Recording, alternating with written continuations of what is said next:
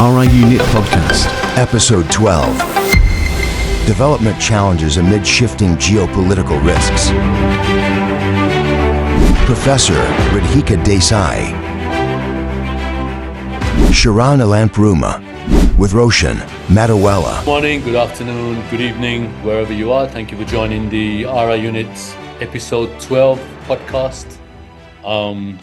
Today we have the great privilege of having a great lineup. I will introduce them in a second. Just on the title of the podcast today, it is on development challenges amidst shifting geopolitical risks and opportunities. Why are we addressing this? Well, economics and development economics can be rendered meaningless or trivial when geopolitical powers and events take place which are beyond the control. Somewhat like, planning a picnic in the midst of a storm. So to understand where we're going in terms of our development in Asia, South Asia, and the world as a whole, we need to have a better understanding of the geopolitical shifts and the opportunities as well as risks that we are facing.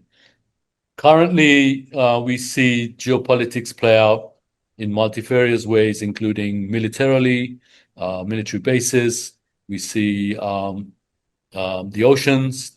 In Indian Ocean, there are military ships of superpowers. Then, of course, the trade, institutional geopolitics, and economic debt being a key facet of the equation. On that subject, we see that following the COVID-19 outbreak, the region has, starting with Sri Lanka, experienced problems. Maldives survived for a bit longer, but the impact of the COVID pandemic on their tourism sector took a toll, and they had to run to the IMF, or they actually had an IMF deal, but they had to speak again to the IMF, and they did come into some difficulty last year. Similarly, Bangladesh and some other countries in the region. Sri Lanka is the worst case scenario here. We in Sri Lanka have an additional burden at the moment following a natural disaster. Some people have called for debt restructuring based on the fact that a natural disaster can justify a country's repayment capacity as it was initially calculated, but it seems like that opportunity has been missed. There's also a mini storm brewing with respect to GDP growth forecasts. The Central Bank of Sri Lanka is saying that we are expected to grow by 5% this year, whereas the IMF is significantly lower at 3.1. So we can see the power politics and the international relations playing out in the region more so than ever. So we really do live in extraordinary times, as recent events continue to demonstrate almost on a daily basis. Multifarious dangers in the form of a collapsing world order, regional wars or the threats thereof, the breakdown in international law is very serious, and it's a development that's very disturbing, and not least the horrors that we've had to witness in Gaza and Palestine, live streamed onto our phones and on our TV stations. And let's put in the mix the impending presence of AI, which is, I'm sure, not something that we can ignore in this context. So those are the problems, but fortunately for you, the listeners, we have an amazing lineup led by Radhika Desai. She is a professor at the Department of Political Studies and the Director of Geopolitical Economy Research Group, University of Manitoba in Canada. Big welcome to you, Radhika. Thank you. And we also have Shiran Illanperuma, a Sri Lankan journalist and political economist, currently a researcher and co-editor at the Department of Economics at Tricontinental. big welcome to you, Shiran, as well. So I'm going to start with asking Radhika to give your perspective as an expert in your field about how you see the current unfolding of events in our geopolitical arena. Over to you. Sure. There are the possibility of misinterpreting what we are witnessing. There are many possibilities, and let me just begin with a couple. So, obviously, at one level, with the Trump administration in particular, uh, you know, uh, uh, uh, kidnapping Maduro and bombing Venezuela, making threats about Greenland. Of course, the genocide that we have witnessed in Gaza, and the continuing war in Ukraine, etc. So it may feel as though we are looking at a world of recharged imperialism more powerful than ever before. And indeed, the word imperialism, which used to be a term used largely by leftists, has now been appropriated by the mainstream because they say Trump is being imperialist and he's copying Putin, who is being imperialist, and so on and so forth. In reality, what we are witnessing, in my view, is the decline of imperialism, its inability and the decline of imperialism and capitalism to the point where to the point where the major imperialist countries are themselves becoming ungovernable. We have a deep crisis of governance, even before the Epstein affair blew up. For example, the very fact that someone like Trump can get elected, the fact that in Britain we have seen 5 prime ministers in practically as many years, and so on. This type of political churning is due to the decline of capitalism and decline in its imperial capacities. So that's the first thing I would say. But at the same time, the decline of capacities has not been matched by a realistic lowering of the ambition of imperialist countries, so that they keep attempting to exert control, but they fail. So, the typical Trump pattern of events is he first of all threatens something very big and shocking, like I'm going to impose, whatever it is, 100% tariffs or 50% tariffs or whatever it is. And then everybody reacts, and then I'm going to invade Venezuela, I'm going to take over Greenland, blah, blah, and so on. So this is what happens. Then he says, no, we are going to negotiate. And then eventually, whatever the outcome is, he makes it look like a great victory. So they had an armada camped outside Venezuela for months before they could do anything. And then eventually, they stealthily went in, kidnapped President Maduro, in a operation that CNN, for example, argues is was extremely touch and go, which is also interesting because they did not announce beforehand what they were going to do. Because if they had, then and if it would have failed, then they would have had to own it. So they only would proclaim the victory. So because it was successful, then they make it look like a great military feat. What was the great military feat involved here? Anyway, so this is the typical pattern of events and that's why you have the expression taco. Trump always chickens out. On Greenland, he made all sorts of noises about, I'm going to use force and blah, blah, and so on. And then, of course, he has backed down. In any case, it's also, Trump also likes to make, I mean, one of my other points that I have made in various places in videos, in writing as well, is that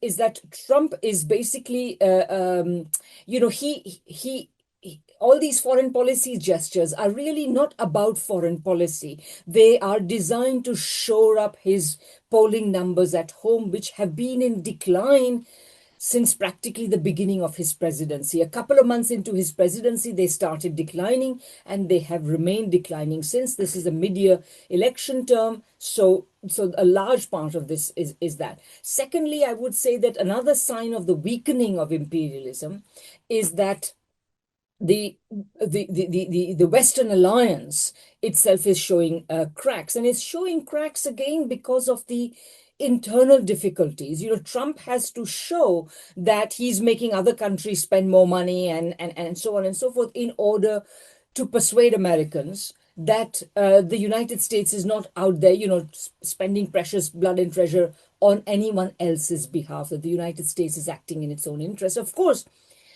finally, the United States continues to act in the interests of the same people in whose interest it has always acted, which is the corporate elite. Not the American people, but the corporate elite. And I would say that it's continuing, although, again, the United States' ability to control the whole world in a way that would allow its corporate elite to sort of disport themselves all over the world, go here, go there, invest here, exploit there. This ability is increasingly restricted. One final point. We are very, very commonly we refer to the emerging economies, the BRICS, etc., as a common term. But I would say that you have to really disaggregate this notion of BRICS or even big BRICS plus. China is in a class of its own. And recent sanctions against Russia, which go back to 2014 and then, of course, intensified after 2022, these sanctions have also forced the Russians to engage in the sort of developmental policies from which Putin was not implementing as fulsomely before. So Russia has therefore benefited. But if you look at some of the other countries, Brazil, even under Lula, South Africa, and India, for that matter. India always posts these great GDP numbers, and the West loves this because India is, leaning towards, they see India as their bulwark against China and so on. But these numbers are deeply suspect for reasons that I think you were earlier referring to with the IMF, which may be similar. But the way in which Indian GDP statistics are compiled have basically been exaggerating GDP growth under Modi by 2 to 3%. And if you discount it by that much, India's growth is not particularly spectacular, particularly for an economy which is far poorer than China's. So I would say that rather than thinking of BRICS, I think you have to think of those countries that are determined to assert their autonomy in the world, which includes countries like Iran, Venezuela, etc., and other countries who are not, and they are sitting on the fence, etc. And this is for reasons that I think which have to do with the theme of this show, which is how do you create development? What developmental policies should they pursue? Because the essence of anti-imperialism is not an army or anything. It is a development policy that allows you to assert your autonomy on a firm foundation. Hi, sorry. Thank you. I think that was an excellent summary. Actually, with respect to the Indian story, one of my Indian friends recently described India as three separate groups. India 1 is not price sensitive, is very brand conscious, and has unlimited spending capacity, literally. It's a small number, but still in the tens of millions. India 2 is price sensitive, a little bit brand conscious and brand aware. And for them, the choices are between brands and products. That's about 300 or 400 million, which represents like Western Europe, perhaps, in terms of a market. But then India 3 is a much bigger number. But then the choices are between food and education, clothing and books and things like that. So the Indian development model is something that, we have to take it with a pinch of salt, clearly. It doesn't benefit. And I'd like to come back to you about the difference between India and China, perhaps in a bit, but I'd like to hear from Shiran first on your take on the latest. Over to you, sir. Thanks, Roshan. I think that was a great introduction by Radhika, and I'm going to try and build on sort of the foundation that she just made for us and try to bring in some of the developing country perspectives, right? I think, for the longest time during the neoliberal era, a lot of the policy elites and the kind of intellectual elites of the global south had bought into this notion of a particular kind of international order, a particular kind of international social contract, if you will, that the countries in the global south would adopt a certain forms of democratic governance that were prescribed and promoted by the West, right? They were not necessarily democratic in a popular participatory way, but this is what was narrowly defined as electoral parliamentary democracy and so on. And alongside that, they would adopt neoliberal economic reforms. They would deregulate. They would marketize, open up to foreign investment, right? And the agreement was that in doing so, they would have access to the Western markets. And basically, the path of development that was put forward for them is that you basically stick to grunt work to light industries and you export to the imperial core, to the United States and to Europe and so on, right? In reality, very few countries were able to walk down that path. And the countries that did, there was very particular conjunctural elements, often tied to conditions of the Cold War, conditions in terms of their alliance, in terms of security with the US and EU and the broader NATO alliance, and so on and so forth. That order failed the majority of the majority, I would say, right? Few countries like China were able to navigate it while maintaining their sovereignty, but the majority of the majority just didn't work for them. And I think already by 2008 and so on, it was clear that this was not working. Now, when you come fast forward to Trump 2.0 and the kind of crisis that is becoming very evident, what you previously had of this gentle, supposedly gentle invisible hand of the market, that velvet glove is removed off of that hand. It's very much a visible fist, the way the Trump administration has been trying to use it. Because that neoliberal order, which the US itself had tried to establish, is no longer working in their favor. So the form changes, right? But the substance is still the same. I'm thinking mainly of three agreements recently. The agreement that the US signed with Malaysia, with Anwar Ibrahim, later on with India, with the Modi administration, and then finally with Bangladesh, most recently, I think in the last couple of days, with the interim administration run by the microfinance guy, Yunus, right? And if you look at all of those agreements, I mean, these are modern day unequal treaties, basically, right? All of those agreements basically stipulate that these developing countries have to buy US technology and US primary commodities. They have to adopt US regulatory standards. It's a very blatant attempt at enforcing the US sort of technological regulatory monopoly, right, on trade, because that is the only way the US can maintain its power by leveraging this sort of, Venezuela type, shock and awe intervention and scaring these countries into submission, right? Because they know that they cannot compete with China. Competition is out of the question, right? Which is, I should add as a side note, one of the reasons for the attempt at a military buildup, both in the US and in the European Union, because when you have military procurement, there's no competition. You don't need to compete with anybody. You just give money to arms contractors and hopefully you create a few jobs, right? So this is an incredibly, I think it should be a learning moment for much of the global south. But it's also interesting seeing, as Radhika said, the limitations of the projects from the global south, right? Of course, there are those more radical or radicalized projects like, the Chinese project or Iran, which is still in a bit of a vulnerable state for sure. But there's still an assertion of sovereignty. Same with Cuba, same with Venezuela, same with the alliance of Sahel states and so on. But again, I go back to the majority of the majority. A lot of these countries, Sri Lanka included, by the way, and India as well, are beholden to elites that are still stuck in the past, right? They're still products of the neoliberal order. They are what we used to call compradors, right? A word that should be, I think, repopularized, because what Trump is actually attempting to do is almost a recompradorization.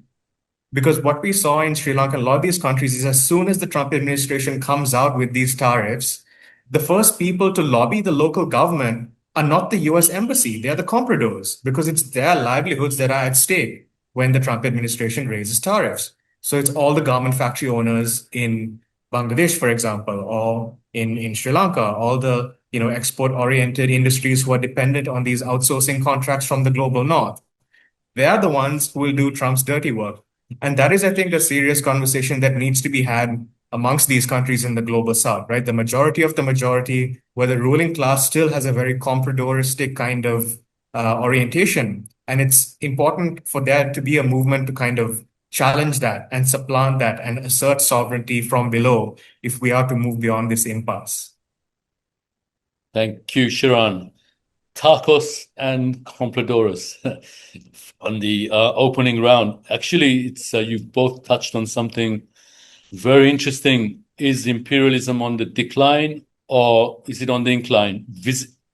In terms of what we see, we may conclude that it's more in our face, but in reality, one could argue that it is indeed on the decline, and hence that is why we're seeing these radical and outlandish acts of aggression, as you said. But on the other side, I'd like to ask you guys a little bit more about the sanctions resistance of countries who've now had to endure sanctions for a long time. And as Radhika and you, Shiran, put it, if we look at this as a sequence of events, it may not be that it's in isolation. It's like the imperialist ambition is visible to us, but are they achieving their objectives? Questionable, right? So with that in mind, Radhika, you mentioned in some of our previous podcasts about preparing for a global economy that's de-dollarized in the economic order. Could you shed some more light with respect to what you meant in that sense? Over to you. Sure. But if you don't mind, I'd just like to add a couple of things to Shiran's really excellent set of points as well. So one of the ways, so couple of things very quickly. One of the simplest ways you can think about what the kind of economic policies that the West has always wanted the rest to implement. You can think of them as policies that are designed to keep them poor. Because essentially, the world economy, the capitalist world economy, which has always relied on imperialism, needs a set of arrangements in which the core capitalist countries, essentially the Western countries plus Japan, remain the producers of high value, high tech goods, while the rest of the world is unable to produce them, and they remain the suppliers of low value goods, cheap goods, inputs, etc. And so so what the West would like is a complementarity between their own high value production and the rest of the world's low value production. What the third world needs to do instead is to pursue policies aimed at similarity of productive structures, rejecting complementarity and pursuing its opposite, similarity. So I think that's a very easy way of understanding it. And basically, the kind of open economies that the West wants the third world countries to have, it's like essentially opening up these economies so that they may accept the excess capital and commodities from the West, although that's very limited these days. And then they may yield up cheap goods and now, of course, cheap labor. With birth rates declining all across, particularly the Western countries. So that's the first thing. The second thing is that those countries that have pursued policies requiring authentic pursuit of similarity of productive structures, authentic developmental policies, are typically those countries where the people have demanded it. Because as long as elites retain power, they are going to pursue policies that only serve them. And typically they involve close relations with Western countries. Because, I think I agree with Shiran that the word comprador needs to be dusted off and put to use again, because that's exactly what these people are. The comprador elites are those who don't particularly care for their own development of their own country along the lines we were just saying. They care about, essentially their own prosperity. And then finally, I would say that, in recent times, basically the pursuit of these neoliberal policies that I've been talking about, which are essentially the colonial policies as well. The pursuit of these neoliberal policies has impoverished a very large part of the world, and um, there has been a popular resistance to it in one form or another. It does not necessarily take the form of revolutionary politics, but basically there comes a point where the people will not elect you unless you give them some concessions.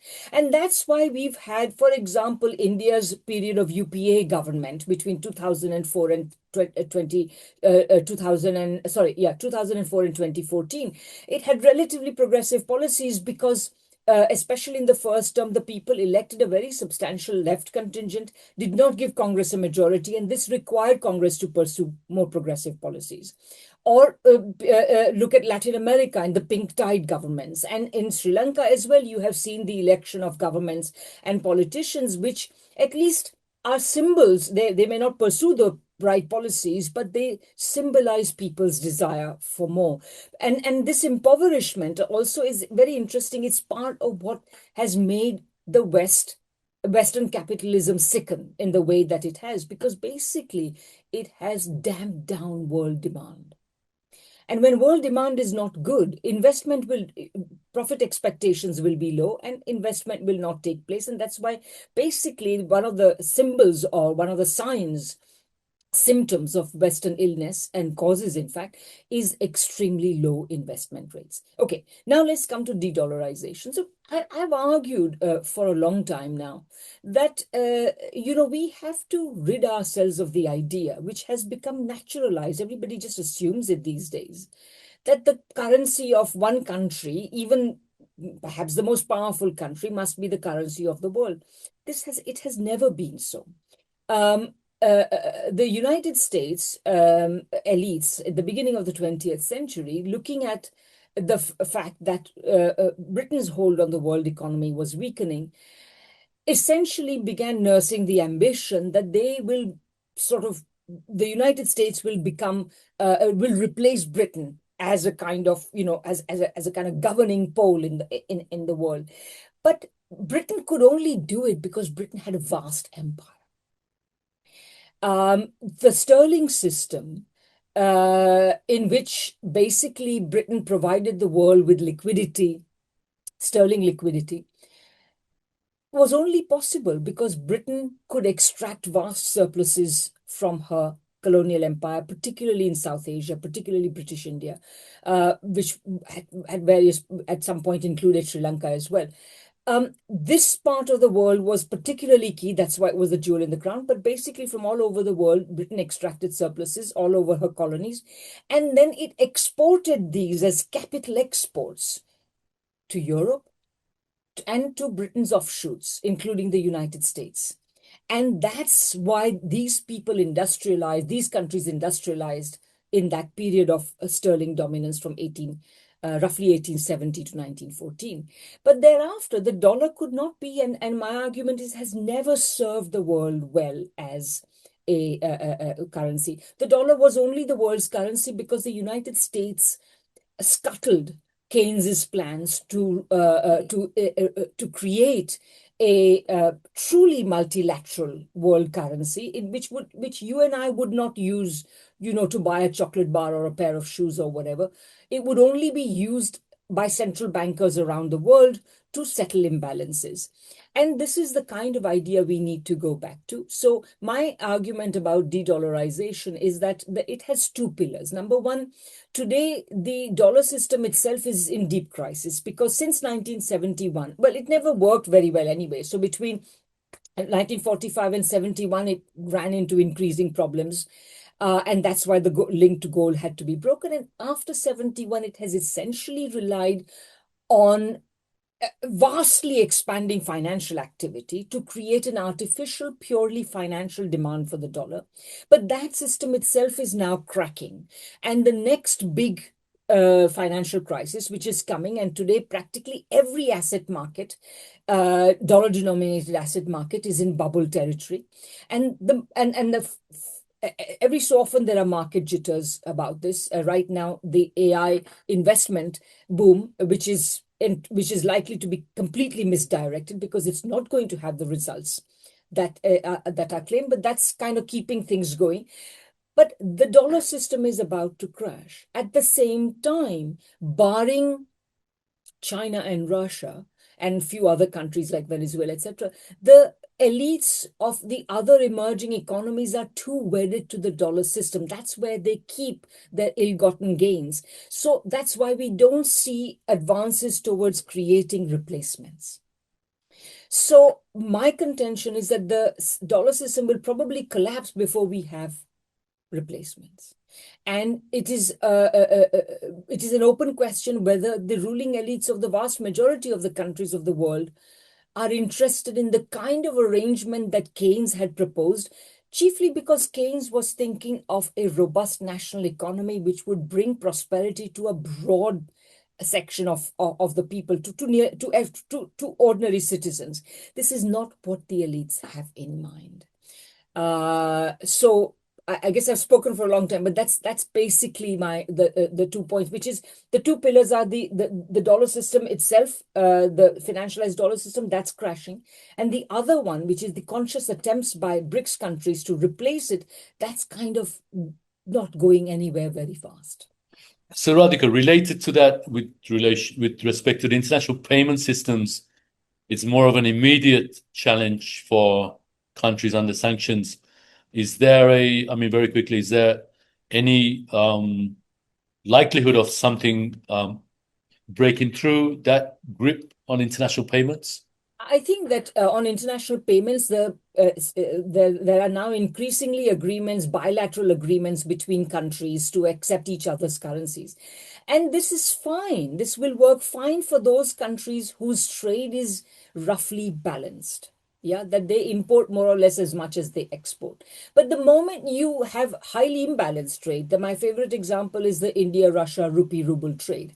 This exists, but unfortunately, the Russians don't like it very much because they are left with a pile of rupees they cannot use, because their need to import from India is very limited, whereas India's need to import from Russia is very high.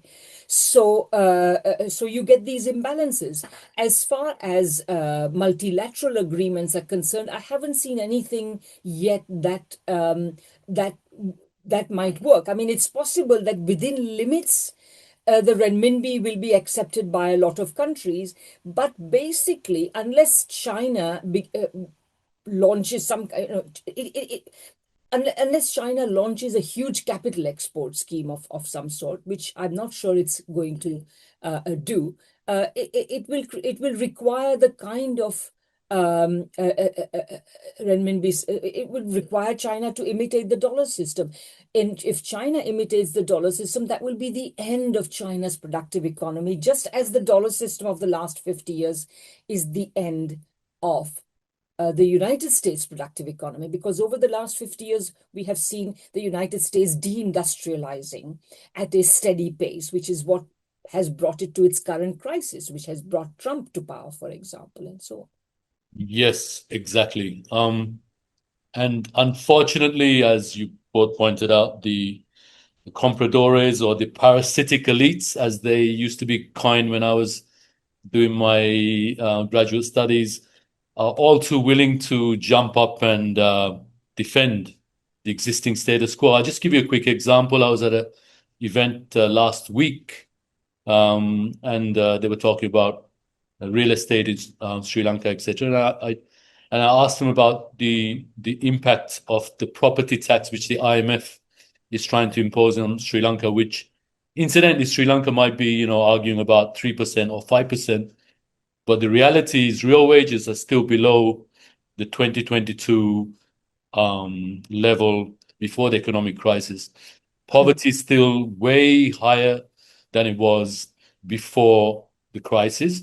And in fact, probably even further back, because if you remember, there was COVID, and before that, there was a terror attack which completely devastated the tourism industry. So, yet and still, the people on the panel who represented the large blue chip companies in this part of the world were like, well, if the IMF says that's what we need to do, then it's good for us, then we must do it. Okay, I think enough said on that. Over to you, back, Shiran. Staying with Sri Lanka, I know that I've heard you be a proponent of the non-aligned status that developing economies should ideally hold. In this context, what's your take on the fact that Sri Lanka, despite a very long tradition of, support for Palestine and the non-aligned movement, way through the 60s and 70s and 80s, currently finds itself in a state where it has increased trade relations and tourism with an apartheid country that has been boycotted increasingly by other countries, including developing countries. Does this fit in with the moral fabric of the island? How can we view this? In my opinion, Roshan, I mean, there's no way to sugarcoat it. I think it's completely and utterly morally reprehensible for Sri Lanka to have the positions and the relationships it has with Israel at the moment. For the country's leaders to make statements and go on platforms and talk about what's happening in Palestine without even mentioning Israel by name as the aggressor is obviously a complete and utter cop out. I mean, this is a country where we have cut ties with Israel, I think twice, right? Once under Sirimavo and once under President Premadasa. And we do have a long history of friendship with the Palestinian people and with the Arab world in general, I might add, right? So from 1956 onwards, under the premiership of SWRD Bandaranaike, we supported Nasser in Egypt, the nationalization of the Suez. We have consistently taken moral stances in defense of the Palestinian people and Arab nationalist movements. I can't help but think that, part of the reason for the decline is that the Arab nationalist movement itself has also declined, right? A lot of the regimes in the Arab world are no longer those regimes that existed, back in the day. So even Sri Lanka's partners in the Arab world now are who? They are the GCC. They are, Saudi Arabia and Qatar and Bahrain and Oman and all those sorts of countries. These are not the same countries as Nasserite Egypt or even Syria under the Assads, right? This is a completely different dynamic in the Arab world because the Arab world has also been kind of compradorized. This isn't to excuse the Sri Lankan government, but it's to give a little bit of context of the international situation, right? This decline of anti-colonial, anti-imperialist nationalism in certain areas, in certain forms. I think for Sri Lanka also, the inability to have an independent sovereign foreign policy is directly a reflection of the inability to have an independent sovereign economy, right? Following the 2022 financial crisis, the default on external debt, I think it's very clearly shown us that Sri Lanka really doesn't have a sovereign economy to speak of. It is utterly dependent and in servitude to the international creditors, to the international sovereign bond holders, right? Economic policy is basically more or less made by the IMF. And it's no surprise that foreign policy will follow the same path. The Trump administration has made it very clear that they do not want countries in the global south to be pursuing this path of, BRICS and renewed multilateralism and South-South cooperation and so on. We don't know the circumstances that have led to the decline in Sri Lanka's tariffs, for example, right? So the Trump administration last year slapped very high tariffs on Sri Lanka. It was brought down, I think, to 19-20%. There's no publicly available document that tells us what the concessions were.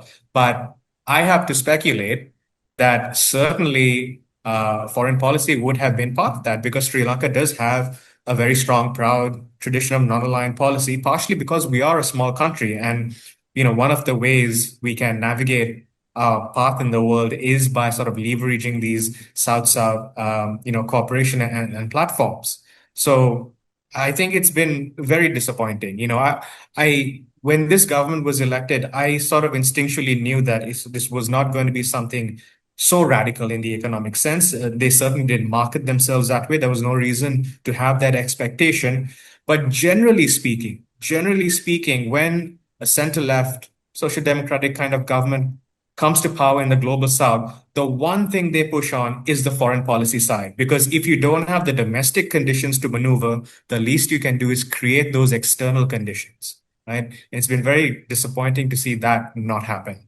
Yes, thank you, Shiran. I just want to follow that up with a question related to economics. When we have governments that supposedly, represent the working people, and they have to follow these IMF structural adjustment policies, which has a history of disastrous outcomes, from sub-Saharan Africa and so forth. And the impact on the poor is not the desired outcome from a left-wing government's perspective.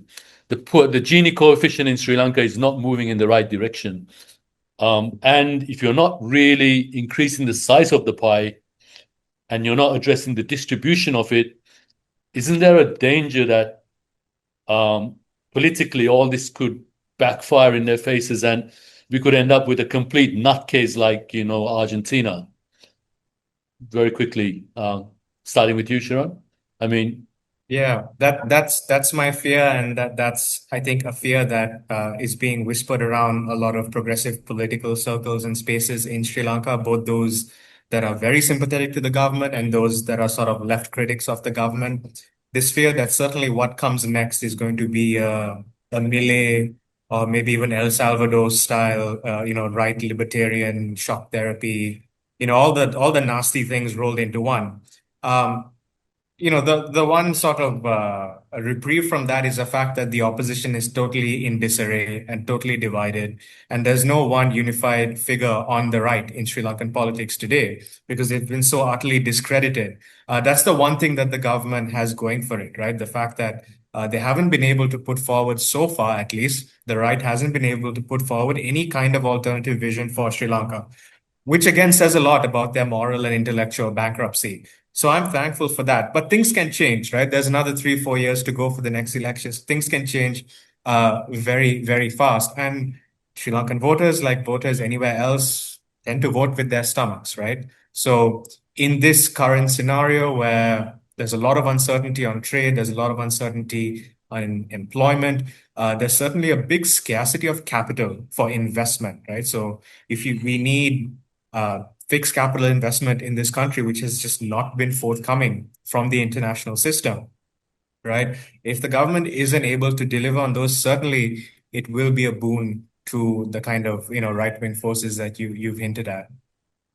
thank you, Shiran. Actually, I think one welcome change that I've noticed is the transparency and the cleanliness with which the development assistance aid for the Ditwa hurricane appears to be handled as compared to what happened after the tsunami, when there were widespread allegations of mass theft of development aid. The lowest kind of thief, I think. Anything from you regarding Sri Lanka, Radhika, in terms of the dangers for a Not left-wing government? Sure. I mean, not so much specifically with Sri Lanka, regarding Sri Lanka, but more broadly, if you don't mind, I had a couple of thoughts I would like to share in relation to. I mean, Shiran knows way more about Sri Lanka than I do. So, but more generally, I would say that I think what we are basically witnessing politically, essentially, what for what one of the big problems in the world right now is that in Sri Lanka, it may be that, the right is divided. And to some extent, I would say the right is divided all over the world. In one sense, what we are looking at in the United States, for example, is a Democratic Party, which is a right-wing party, and a Republican Party, which is also a right-wing party. So they're all right-wing parties. And one of the big problems of the world is that in the popular mind, and certainly in broad, media discourse, let's put it that way, socialism as an option is basically eradicated. There is no real talk. I mean, there are signs here and there of things happening. Mamdani's victory, the fact that there is an outfit called Democratic Socialists of America, the fact that here in England, although Jeremy Corbyn and Zara Sultana's Your Party is not done very well. There's a lot of infighting and so on going on. So it's basically a non-starter. But the Greens have elected a fellow who seems to be fairly left-wing. He calls himself a left populist, whatever that means. But at least these people are beginning to talk about socialism because you see, in my analysis, which I put forward in my book, Capitalism, Coronavirus, and War, most recently, basically since 1917, 1914, which was the peak, I would say, of imperialism. And also, I have argued the peak of capitalism. I recently wrote a little essay called Lenin Was Right About the Highest Stage of Capitalism. But let's leave that aside. We have seen essentially a long-term decline of capitalism, interrupted only by the so-called golden age, but that was an age in which capitalism was heavily reformed. And that was the only reason, those reforms were the reason for the extraordinary growth of the golden age. So the point I want to make is that in this period, since 1914, the only countries of any size that have been able to develop outside the West have been socialist countries, the Soviet Union and China. And in both countries, the difficulties that were inherent in their situation were then used to discredit socialism. So, for example, we are always told about Stalin and forced collectivization and so on, and then Mao's Great Leap Forward and so on. But these were basically, undoubtedly, there were mistakes made, and there were heavy prices to pay. But essentially, these were a result of the fact that these countries had to develop in ways that were completely different from the way the West developed. I can think of at least 4 ways in which they were completely different. Number one, they had to start their development from a point at which they had been set back. So they were not starting from the same starting line. Yeah, imperialism had set them back. Number two, they had to develop without the privilege of imperialism. They could not make another country pay the cost of their development. So when Shiran is talking about, the desperate need for capital, what were these efforts at forced collectivization or Great Leap Forward, etc.? They were efforts to essentially generate capital out of sheer labor. Okay, that's number two. Number three, they had to they had to develop in the teeth of imperialist resistance, with China not being recognized for 2 decades after its birth, and so on. And finally, they had to develop without any way of getting rid of their surplus population, which is invariably a result of a development, which we can discuss why, but that will be a demographic discussion. But Europe exported its surplus population to 3 or 4 other continents. These countries cannot do so. So in all of these ways, so socialism is the only possible way to develop, but the inevitable difficulties of socialism are used to discredit it. But basically, I think we are soon going to realize that the bourgeoisie that exists today, the capitalist class that exists today, is incapable of the sort of robust investment that will be necessary to develop countries. And the second and final point I want to make is that, there has been a very airy assumption in much of the Western left, which unfortunately is very influential in the rest of the world as well, that capitalism is great at developing the forces of production. And all we'll have to worry about as socialists when the time comes is to redistribute income and wealth. So all the focus of the left has been on redistribution. Folks, unless you take the problem of production seriously, you are not going to be able to create the kind of economy that is the only kind of economy that will bring development. So you have to think about production, you have to think about planned production, and no matter how much you democratize it and how much you decentralize it, it will have to have some pretty powerful central planning elements for every country. So these are the things that have been forgotten. And that's why, in Sri Lanka, for example, there was a period when Sri Lanka was able to borrow freely on the international stage. It benefited from Chinese inflows of Chinese capital and so on. But unfortunately, while I'm not saying that this should not have been done, but the focus was only on redistribution. Yes, redistribution was necessary, but it was also necessary to create a strong, productive economy, a task that was neglected, which has brought Sri Lanka to its present state, because for a while there, it was doing fairly well. Yes, excellent, Radhika. You've just opened my eyes actually listening to you.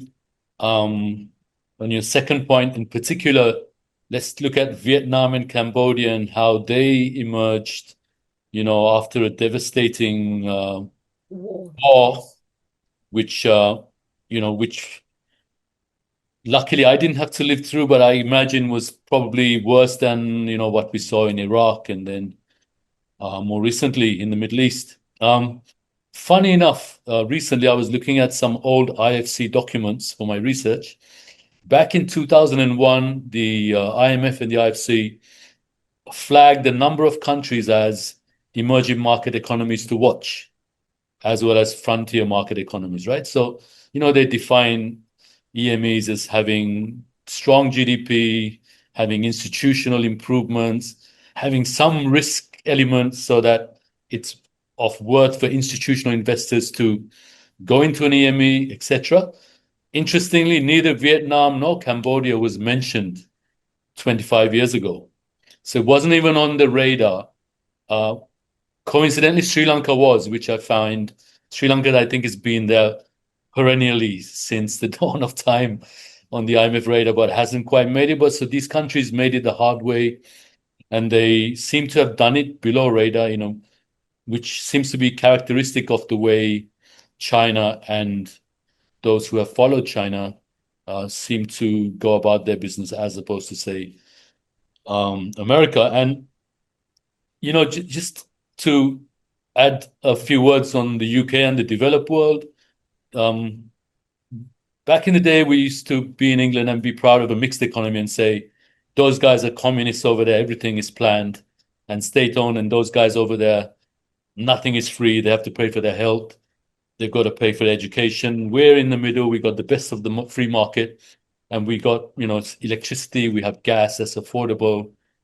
We had free milk until Margaret Thatcher came along and snatched the milk away. So hence she was known as Thatcher the milk snatcher. So it was a mixed economy that many people are proud of. But what we saw was a gradual movement towards Americanization in the economy. I had hope in the 90s. I volunteered, one of the biggest mistakes of my life, volunteered to be in Tony Blair's election campaign in 96 at the Institute for Public Policy Research. And he got elected. But at the time, we were hopeful All that... your fault. I know, sorry. I'm gonna... Yeah. Big mistake. But you see, we had a hope. We thought the UK would turn to the Commonwealth. It was the USP for the UK, not the EU or America, because this was a time when India was growing so fast. We thought they would flex, the Commonwealth Secretariat was there fostering links with developing world. And that was an opportunity missed. Instead, Blair went on the weapons of mass destruction narrative, WMDs, and joined in a horrible war. And we know what happened next. And the UK declined. So people's incomes, the average person's real wage has declined because the people didn't think of the population, the politicians and the leaders. They were instead thinking about their self-interest. So what do we call them? Compromised or Epstein? This comes to my next question for both of you. We laugh, but frankly, it's a very sickening revelation what we have had to see, endure in terms of the Epstein documents demonstrating that even the craziest theories we may have had as students about how terrible the elites were and what they get up to, well, they were like kindergarten play compared to the millions of documents that are coming out now. One can argue that we don't have to be surprised having witnessed these very powers preside over a genocide, support it politically, provide the weapons, give diplomatic cover, and so on and so forth, as well as bomb anyone who opposed it. So given this situation, me as an individual, I would find it very difficult if I was face to face with a very senior Washington Nexus negotiator to take them seriously. I'm being very honest. And how do you deal with this? Are we looking at a paradigm shift in international relations where countries with a conscience, or rather the countries that are ruled by leaders with a conscience? Um, I'd like to start with Shiran. Go to. Sure. I mean, gosh, I don't even know, where to start with the Epstein thing. It's really hard to say anything that hasn't already been said about how shocking and disgusting the whole affair was.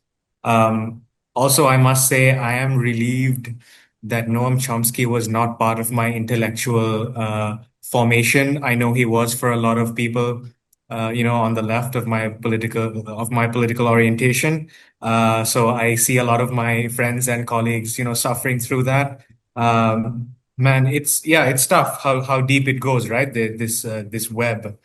Um, I think, the obviously the nature of the crimes lend themselves to, as you mentioned, this kind of like, conspiracy thing, right? This cabal of, wealthy people engaging in depraved acts, and so on. And I think it's important for us, as intellectuals and communicators also to try and maintain the big picture and not get too lost in the details, as horrific as those details are and as useful as they are for gaining a certain amount of, I hate to say it, but political mileage, right? Because we get to say, hey, we warned you about this. We told you this is what the elites were like, right? But, the bigger picture, obviously, for me is, Epstein's deep involvement with the US security state, with Israel, with the Zionist project and so on and so forth, right? I think this is kind of a snowball effect of a lot of different events that have been unfolding that help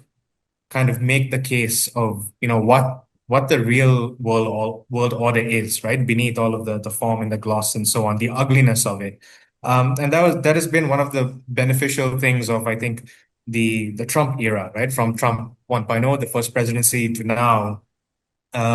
Certainly, the genocide in Gaza has been, I think, very useful for radicalizing an entirely new generation of young people, right, to see what the underbelly of imperialism looks like. Same with the Epstein thing. But I must emphasize that it's important not to get too lost in the sort of gnarly and grotesque details and maintain the big picture, because what we've always tried to offer, and I think what the progressives have tried to offer, is a structural analysis of capitalism and its functioning, as opposed to the kind of right populist thing which moves more towards conspiracy and so on and so forth. And from a structuralist perspective, it makes complete sense that insiders would meet together to share knowledge, and in fact, perhaps mutual engagement in this sort of depraved activity is almost, right, a kind of, how do I put it, a leverage that they have against each other, right? It's almost a ritualistic way to keep each other in check by having the dirt on everyone else. Um, yeah, other than that, it'll be very interesting to see, how things unfold, because in the US, certainly a segment of Trump's support base was talking a lot about the Epstein issue and trying to throw it at the Democrats, and now it's thrown back onto their camp. And as Radhika rightly said earlier, you basically have two right-wing parties in the United States, the Democrats and the Republicans, and this whole affair shows how deeply embedded they were in it, and how deeply mutually integrated they are in this. Thank you, Shiran. I take a slightly different view, having studied it a little bit, see it in terms of layers. I feel the guy was on a mission to compromise people, for another government. I think we all guess who it is. And even though the media tries to link him with Russia or some other place, I think it's pretty clear. And there's more than enough files apparently supporting it, which are less discussed. So the real question is, why is a country that is the best friend of America having someone work for that best friend tasked with a job to compromise the leaders of America so that they do what, I mean, if you're friends, you don't need to blackmail each other. So I'll get into that, but I'd like to hear from Radhika first on her view on this.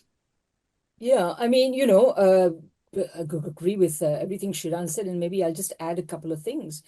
To me, this whole, maybe three things. Number one, as you know, over the entire neoliberal period, we have had inequality rising relentlessly. And when inequality becomes so great, what happens is essentially is the culture of impunity becomes common, that the elite can do whatever they like. I mean, to some extent, this has always been true, going back to the old feudal right of the first night or whatever it is, this kind of sexual subordination, etc., etc. This has always been part of a certain type of elite culture, but it has also been an elite culture where the elites are become more and more unaccountable. And I think that's what we have been seeing. The more inequality you have, the more unaccountable the elite becomes, no matter how much you bang on about democracy. So to me, that's the first thing that, and this kind of thing. Yeah. The second thing is that I think that along with the decline of Western countries, you have seen a decline in the quality of political leadership. And so you have, jokers like Johnson or Trump being elected. And they have absolutely no vision for their country. For them, being a political leader of any kind, prime minister, cabinet minister, president, whatever, is just another way, another little sort of another thing you've ticked in your path towards a kind of global elite. There is this kind of revolving door between the corporate elite and the political elite and the media elite and so on. And so this kind of you're part of the select few, and you're going to remain there even when you leave office and so on. And these people have utterly no vision. I would say, much as I despised her politics, I would say that, Margaret Thatcher and her generation of leaders were probably the last to have some conception of, what they wanted to do for their country. They were wrong, absolutely, and they had to be opposed, but at least they had. I think after that, we have not had any such conception, really. It has just been downhill from there. So I think those two things. And finally, a third point is that, yes, not only is there a deep connection with the state of Israel, with these Epstein things and so on, and you can tell because they're trying to link Epstein with Russia. So the moment they do that, they're like distracting from Israel. But you have to also understand that the Israel element is is only one part of the larger scheme of imperialism. To reduce imperialism to Israel is not on. Israel is an important part of the larger structures of imperialism, which are in decline, as I've said before. But at the same time, and they are, they are wreaking all this havoc because they do not wish to accept their decline. Fine. But you have to understand that there is a larger imperial system of which Israel is one of the key links in the chain. So once we understand that, then I think that, these Epstein revelations, and they are, by the way, this has led to a near resignation yesterday of the prime minister in this country, in the UK. So, he has postponed it so far, it seems. But the question now is only when, not if, Starmer will go. So this is the extent of the destruction. And by the way, even in the throes of this, let me say two other things. I think it cannot have, most people who are observing this cannot have failed to notice that so far the only person to have gone to jail in a ring of crimes in which dozens, if not hundreds of people ought to go to jail, the only person who has gone to jail for crimes committed by men is a woman. Ghislaine Maxwell is in jail. Secondly, we still have about half the recent dump of 3 million odd documents. That is only half of of the documents that the Department of Justice had. The other half is still to come, if it comes. And in the redactions, you can see that the principal concern of the redactions was to protect the men. Many of the victims' names and identities have been left unredacted. And whether these women will ever see justice remains to me an open question. So, really, I think that I hope that this public disgust, which is very real, translates into something more meaningful, something that rejects these elites that are in power. And that's partly why, by the way, Rosa Luxemburg and many others, I think she was not the only one, but she's the one most associated with the binary of socialism or barbarism. And we are going so rapidly into barbarism that if we do not erect some socialist forces on the ground in practically every country, in every country, I think that the world is going to be in a lot of trouble. Thank you, Radhika. Actually, I wouldn't be that sad if the current prime minister had to resign, I must admit. But the options could be worse. That's all I'm saying. I mean, and this will only, without a left on the ground in the coming local elections and in the Welsh and Scottish elections, a reform may well make big advances. Nigel Farage's party may well Yes, make big advances. So I'm not saying that he's going to be particularly worse. I don't think Trump is particularly worse than Biden, but we are not going to change anything unless there is actually a socialist force on the ground. true. Actually, it's ironic that it was Mandelson, who's the chief UK connection to Epstein, You're who was forgetting Andrew. instrumental. You're forgetting Andrew. No, I mean, it was instrumental in the downfall of the only hope of a socialist leader in the UK, Jeremy Corbyn, Oh, yes, Corbyn, indeed. right? Yes, So absolutely. Absolutely. there's a quote from Yes, Mandelson. It says he wakes up every morning thinking of new ways to that's destroy right. That's right. That's Jeremy Corbyn. And one of my regrets is not being there in the UK at the time when Corbyn needed volunteers. yes, Um, absolutely. so do you think he'll get another chance in the context of what's happening? Well, I think that right now the Labour Party since the Blair days, unfortunately, the right of the Labour Party has had such a long time to purge it of every serious leftist, barring a few. I mean, Diane Abbott remains in there, and there are a few people who remain in there. But honestly, what they have done is so thoroughly transformed the Labour Party into a party of Atlanticist ideologues and careerists and so on, that I'm not sure that Starmer can go, but who's going to replace him? I mean, there's some faint hope that maybe if Ed Miliband becomes the leader, although I doubt he's in the people who are talked about, who are in the running, people like West Streeting or what's her name? The Home Minister.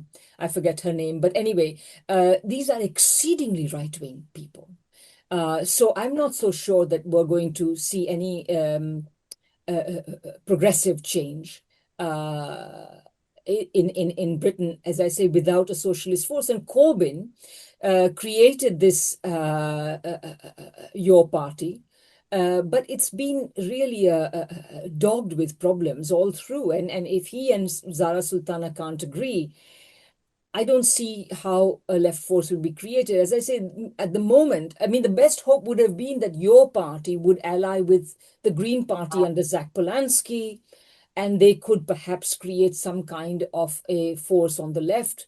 But yeah, beyond something like that happening, I don't see that there's going to be much hope for progressive change, despite the effect of, I mean, right now, the Epstein affair will only benefit reform. It's unfortunate. I think the lack of media support for a left-wing party obviously reminds me of a quote from Malcolm X, who said the media is so powerful, they can have you cheering the oppressor and hating the oppressed, because They can just switch the narrative. I think the UK is a perfect example. Moving on from Epstein, but actually somewhat connected. And this is our last question. I think we've already overrun. Apologies. Now, some people have suggested that Trump's armada presence in the Middle East to pressure Iran is connected to the file dump, because it is alleged that he was asked to go to war with Iran, and failure to do so would lead to this kind of pressure, since he's seen as somewhat compromised. I, for one, will fight against all emotions and withhold my judgment of Trump, not based on what he says, but what he will leave having done whatever he's going to do. But that said, we are at the brink of a regional war, or are we? How do you see the current situation in the Middle East, which can obviously collapse the global economy and then render this whole discussion about development economics to an academic exercise? So there we bring it back to the critical importance of geopolitical developments. Who would like to go first? Go on, Go Shiran. ahead, Shiran. No, go ahead, Shiran. Sure. Um, I remain skeptical about whether the US actually wants to or even can go into a long-term real ground war, and whether it can actually mobilize the financial, physical, and human resources needed to go through with such an operation. I think one of the most telling things about what happened in Venezuela, which Radhika already basically said, is that, okay, you've got a whole armada parked outside of Venezuela, but at the end of the day, all you do is, a surgical strike in the middle of the night to kidnap one person or two people, right? So I know a lot of people were quite nervous that we would see some sort of Iraq-style invasion of Venezuela, but that is simply, it wasn't on the cards. It didn't happen. And I'm sure the US has already run the calculations. I'm sure the generals and so on have already seen, for example, how the conflict in Ukraine has played out. It's very difficult for the West, with its diminished industrial capacity, to provide the kinds of arms and armaments needed for the kind of war that we're talking about. And at the same time, there is simply no public morale for that kind of war. I mean, who is going to volunteer to fight in a war like this? Already in the 1970s, Americans didn't want to go and die in Vietnam. There was a significant amount of conscientious objectors. I mean, even without the moral grounds, that sort of eagerness is not there on behalf of the populations of the global north to go and fight and die for your country, somewhere in Iran. So I still remain skeptical that that kind of war will play out. Of course, the US has other ways to cause death and destruction, proxy conflicts, the kinds of regime change operations with backing domestic opposition forces. I think those things are always on the cards. And, of course, if things do come to a boiling point and we see an intensification of of the conflict in Iran, obviously it's going to be a huge blow to, I think, a Global South project. But this is where also the few members of these Global South movements that have the means and the will to push forward need to probably be thinking of pushing forward a little harder, and probably be thinking of being a little bit more assertive in building those coalitions to counteract what the US is trying to do in regions like Iran. Because if Iran falls, and I hope it doesn't, but if Iran falls, let's just say if, it's not going to be, there's no reason to believe that it would stop there, right? because once Iran falls, then automatically the area of influence of the United States and the pro-NATO forces expands further and further eastward. Is basically close to, India, Pakistan, almost bordering on China. This is not a scenario that I think anyone would want. I think even the Indians would be very nervous about that situation, regardless of the nature of the current administration in India. Um, I think that time is for renewed multilateralism in the global south, but it's very fragile, right? It's very fragile. But it's always been fragile, is something that I should also emphasize, right? We talk about Bandung, for example, the non-aligned movement. I mean, not all the countries, in those processes were super radical or progressive. It was always one or two large countries with a radicalized population, a mobilized peasantry and working class, mobilized pro-socialist forces, as Radhika has rightfully, I think, kept emphasizing, right? A lot depends on the tempo of the social movements in the global south, to the extent to which progressive pro-socialist forces can actually push their agenda, if not actually capture state power, and then coordinate across political boundaries to, push back against this sort of declining senile imperialism. Love Yeah, it. Yes, over to yeah. you. Yeah. Sure, I agree with that, and I'll just add a couple of things to it. I mean, I think that one of the reasons for well, let me start again. We are constantly being bombarded with claims about, how America is the most powerful military state. It spends more than more than the next 10, 12, 24, I don't know how many, depends on the year you're looking at it, or it spends more on its military than the next 10, 12, 24 states combined. It spends $1 trillion a year on its military. Trump is now going to make it $1.5 trillion. Wow, you think, wow, the United States can do whatever it likes. It can't. I think Shiran accurately pinpoints Vietnam. Since that draft and since the political trouble created by the draft, the United States has not had a draft army. It has had a volunteer army. The United States, despite whatever attract, whatever U.S. Army offers is not enough for most people, and the U.S. Army is having serious recruitment problems. But most important of all, I think, an army, they say an army marches on its stomach, yeah, so it needs to be supplied properly. And an army is only successful to the extent that it has an economy behind it, an economy capable of producing manufacturing, shall I say, armaments, ammunition, and all sorts of other logistical things that will be needed for an army, etc. And the decades of deindustrialization of the United States and of the West in general have left it incapable of engaging in the kind of arms production that would be needed. All of the West combined supplying Ukraine is not able to defend a territory the size of Ukraine.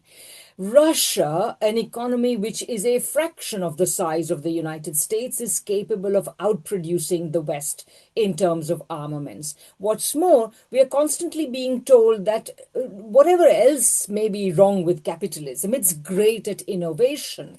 Well, look at what's going on. The Russians and the Chinese, and in fact, I'm told even the Iranians now have hypersonic missiles. The US still doesn't. So where's your innovation? I mean, when you're using $1 trillion and soon to be $1.5 trillion, not to create defense readiness, but to give easy profits to lazy arms producers who keep on producing the same old banged up equipment they have been producing for the last however many decades. And what's more, when you spend a lot of time trying to get other people to buy those arms, so so that these people, whatever arms are produced are bought by enough people, so why should there be any innovation in the military field in the United States? So for all these reasons, I simply do not think that the United States, I think, look, the United States has been panting to attack Iran for decades, but do you think that they can attack even Iran? It's not the biggest country in the world. They're talking about attacking. They can't attack Iran. How are they going to attack China? You know, and Uh, even Russia has a larger population than Iran. So it's definitely an imperialism on the decline there was militarily. actually a leak, Radhika, from an Iranian MP who has apparently said that the US negotiating team had asked Iran if it could hit Iran twice and it would let Iran hit the US base once as a face-saving way out. I mean, the whole notion that US superpower is in the Persian Gulf with this armada, even though Iran poses absolutely no threat to the USA, but they're there to protect a state who finds Iran threatening, and they want to be the only, top dog in military terms, in science, in the economy, and everything else. If anyone else comes close, then they need to be dealt with. That whole notion um, is such a disgustingly imperialist concept. So coming back to what you said earlier, when you look at it like that, you could argue that imperialism is in fact alive and doing very well. But thankfully, as you said, the notion of military superiority is a myth. 2 days ago, I heard that a $20,000 Iranian drone penetrated the US radar and went and took all the intel from the Armada before it was shot down by something else that cost 10 times more. Similarly, the skirmish between Pakistan and India, where the French and the Western aircrafts were defeated by the Pakistani Chinese-made technology. Primarily, they had more advanced radar so that they could dictate the entire theater of the engagement in the combat. Also demonstrated apparently the share price of the French weapons manufacturer was down by 50%, and that's why the Trump had to intervene to save these weapons companies. I guess there's hope, and that's what keeps us going. Before we wrap up, would you guys like a 1 minute forecast for the rest of the year? Is that putting you on the spot? Starting with you, Shiran. What? I usually stay well away from making predictions and forecasts, especially in the current conjuncture, because it feels like sometimes anything and everything can happen. I think what we know for sure is that the world order continues to churn, right? Struggles are popping up all over the place in places that you wouldn't expect. Um, I think from the perspective of the global South, um, the response from states to the Trump administration's trade war has, for the most part, for me, been very disappointing. But I think the response from trade unions, farmers' movements, social movements, they indicate a kind of glimmer of hope for me. And I think throughout these countries in the global South, again, majority of the majority, uh, it's a fluid situation, and it's really hard to say, how things can happen. I mean, you think a country is and the population is very passive 1 minute, and the next thing you know, there's some sort of upheaval. And we've seen all sorts of upheavals over the past couple of years, right? And these things don't always go in a progressive direction. A lot of them can be very easily co-opted. There is a strong need, I think, as Radhika said, for political forces to sort of unify and articulate these movements, because people are very much on the move. The mainstream media uses all sorts of different, terminologies and jargons to describe them. Gen Z uprising is one very popular term. There is something there, right? There is a generational shift. If you look at the African continent, for example, it's the youngest continent in the world, right? The age gap between the ruling classes in Africa and the actual people working in the fields and factories is huge. And you see manifestations of this kind of radicalization of youth who want a better life, right? Who need a better life. I think it's just a matter of the pieces to fall in place for people to organize themselves to arm themselves with information and with knowledge. So I think despite some of the setbacks we've seen at the state level and state-driven processes like BRICS, I remain optimistic there is still significant space and scope for very important breakthroughs throughout the global south and hopefully perhaps even in the global north. Thank you. Um, Over to you. sure, that's interesting, and yeah, I tend to also shy away from predictions, but let me stick my neck out for you, Roshan. And so here's the thing, the year 2026 has started with such a bang, with Trump going into Venezuela on the night of 2-3 January, and then, of course, the various threats about Iran, then the threats about Greenland, then you had Davos, and I mean, it's just been an absolute roller coaster ride.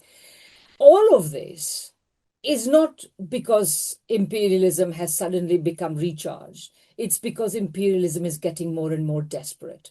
And Trump is getting more and more desperate. And remember, as I said, that you have to understand Trump's election as itself a reflection of the dire straits the United States finds itself in.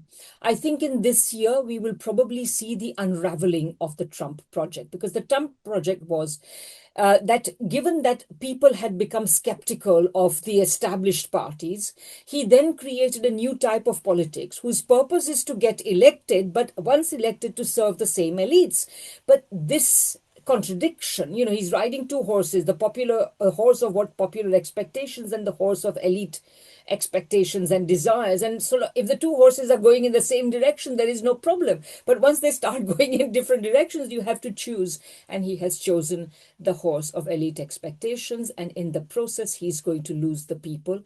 This, we will be seeing the effects of this in November in particular, but a lot will happen between now and November, which will be most of it, at least in the United States, will be primarily about Trump trying to keep his hold on, keep his hold on the people's credulity.